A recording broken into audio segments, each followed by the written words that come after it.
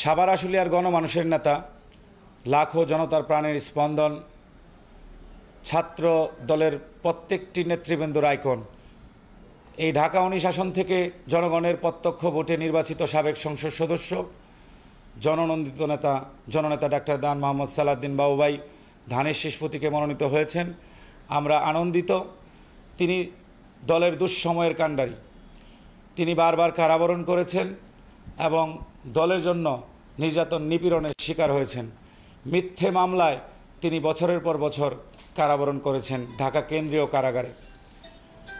সুতরাং দলের দুঃসময়ের কাণ্ডারি বলেই ডাক্তার দান মোহাম্মদ সালাউদ্দিন বাবু ভাইকে দল ধানের শীষ প্রতীকে মনোনীত করেছেন, দল তাকে মূল্যায়ন করেছেন।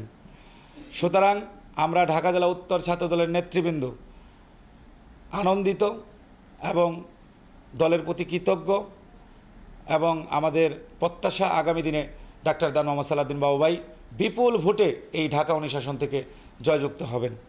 এবং যারা মনোনয়ন প্রত্যাশী ছিলেন তাদেরকে আহ্বান করব, ঐক্যবদ্ধভাবে এই ঢাকা 19 আসন থেকে আপনারা ধানের শীষ প্রতীকে মানুষের দ্বারে দ্বারে আমরা সহ আপনারা সহ মিলেমিশে সবাই একসাথে আমরা ধানের শীষ প্রতীকে ঘরে ঘরে ভোট চাইব এবং এই ঢাকা 19 আসন থেকে ডাক্তার দান মোহাম্মদ সালাউদ্দিন বাবু ভাইকে বিপুল ভোটে জয়যুক্ত করব।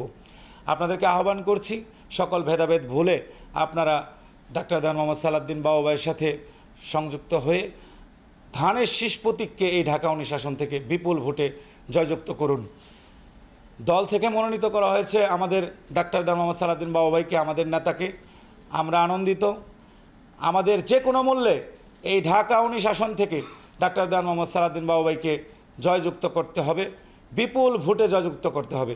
সারা বাংলাদেশের সকল আসনের থেকে সর্বশ্রেষ্ঠ ভোট পেয়ে যাতে ডাক্তার দান মোহাম্মদ সালাউদ্দিন বাবু ভাই এই ঢাকা 19 আসনে সংসদ সদস্য নির্বাচিত হন, সেই দিকে আমাদেরকে লক্ষ্য রাখতে হবে। আমরা ঢাকা জেলা উত্তর ছাত্র দলের নেতৃবৃন্দ মাঠে রয়েছি। আমরা অবশ্যই নির্বাচনের দিন যাতে আমাদের ভোট কেউ ছাপিয়ে নিতে না পারে, কারো ভোট যাতে কেউ ছাপিয়ে নিতে না পারে সে ব্যাপারে সচেষ্ট থাকব।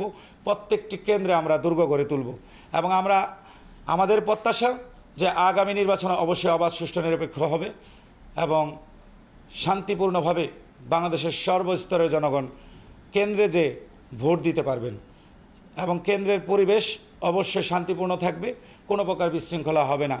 কারণ আমরা অনেক বছর পরে, এই 16-17 বছর আন্দোলন সংগ্রামের পরে আমাদের বহুল প্রত্যাশিত নির্বাচন, জাতীয় নির্বাচন ফেব্রুয়ারিতে হতে যাচ্ছে।